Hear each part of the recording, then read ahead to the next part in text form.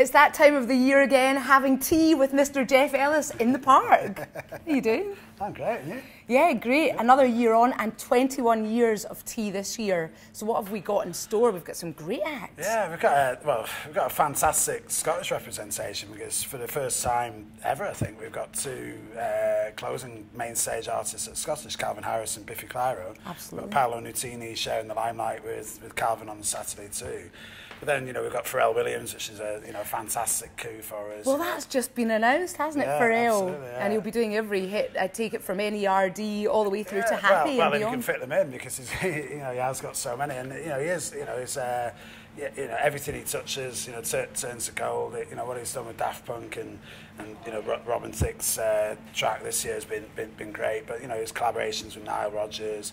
But as you say, going back to when he first started out as a producer, he's been so pivotal in music. He's prolific, isn't he? Absolutely, really. Yeah. And of course, the last time he was here was in Edinburgh for the MTV Awards, way back, about 10, 11 years ago? Yeah, and we did the show at the Corn Exchange with NERD, and joining Pharrell on stage, and it was Justin Timberlake, Beyonce, all getting up there and wanting to be part of it. And there was more of a vibe to that than there was to the actual awards itself, which is saying something. But it was just almost everybody that had been on the stage at the MTV Awards came down to share the limelight with Pharrell. So that's how he's thought of in the industry. You just imagine the tea in the park, kind of massive, getting down to Happy at Bellada. But it's not just about Pharrell.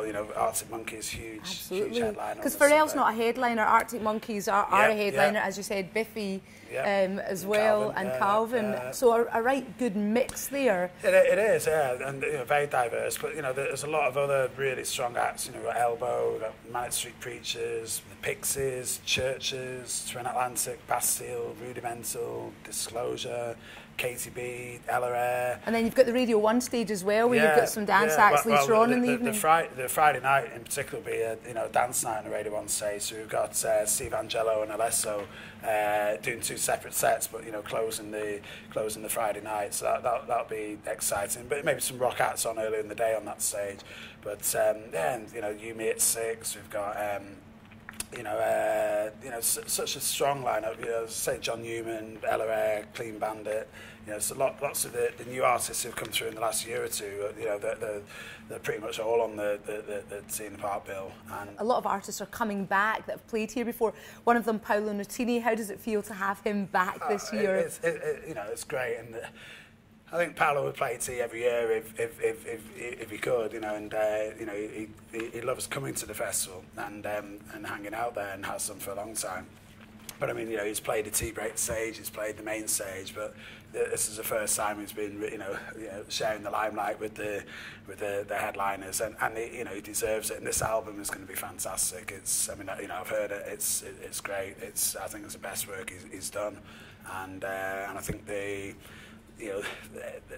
stars are aligned for his music coming out, and I think it'll be really well received. Now, a lot of acts grow with Tea in the Park. Are there any that you've watched kind of particularly blossom or change in the years that you've first seen them? Well, I think the most obvious one for that would be Biffy Clyro, who first played as a tea break band, and then went on to be one of the biggest rock bands that the UK has ever produced, and so that's their association with the festival dates back to that. They talk in very fond terms about that tea break experience, and that helped them get their first record deal as well. So so if anybody's gone from the grassroots stage on the bill to then headlining the festival, they are the band who's done it. And the fact that we can go to 1 a.m. now on a Saturday night means, we've extended the party. Friday is going to be a full day of music as well, rather than, starting at tea time.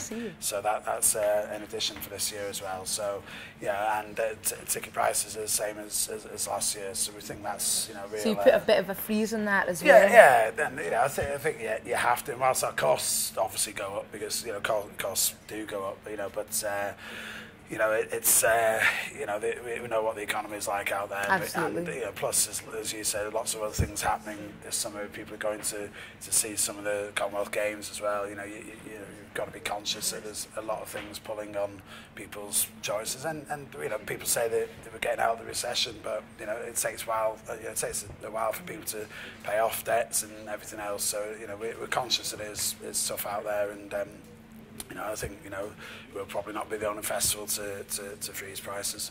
Brilliant. So July the 11th to 13th is the event, and when do the tickets go on sale? 9 a.m. Friday. Excellent. Be there Yeah. or miss out. Yeah. Thank you. Okay. Geoff Ellis. Thanks, Bev.